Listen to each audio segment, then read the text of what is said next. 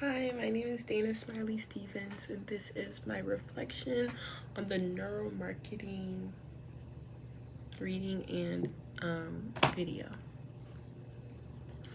So, when I was doing the reading on neuromarketing, the first thing that hit me was how much of this stuff that we didn't even notice. Like different things, slogans, colors, even smells in a store, they all spark something different in your brain to make you more likely to buy. And it's wild because I realize how many times I've fallen for it without even noticing. I'll be in a store and suddenly I'm convinced that I need something, but really it's just because they've moved the display, or they've made it smell good, or they've designed the packaging just right. One thing I found really sneaky but also clever is how companies reframe their prices. Instead of saying a subscription costs $365 a year, they'll say it's only $1 a day. And suddenly that sounds manageable, but it's the exact same amount of money. And it's just broken down into smaller chunks for the consumer to consume better. Then there's decoy pricing, which I thought I understood before, but I did not. This reading explained it in a way that clicked. Basically, companies give you three options.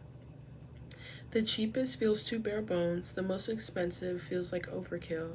So what do? We almost always land on the middle. And that's exactly the point. That just right middle tier is where they want us, and honestly, it works. I can't even count how many times I've picked the middle option thinking I was being smart, when really that's just the baseline price. Another thing that stood out was freebies. People will pay more for a product or even something kind of terrible just because they're promised something a little extra. Like, buy this expensive thing and get a smaller version for free. And even though I know it's a trick, I feel like I'm still getting a good deal. It's like I focus more on the bonus rather than what I'm actually spending. All of this makes me realize that marketing isn't really about selling, it's about psychology.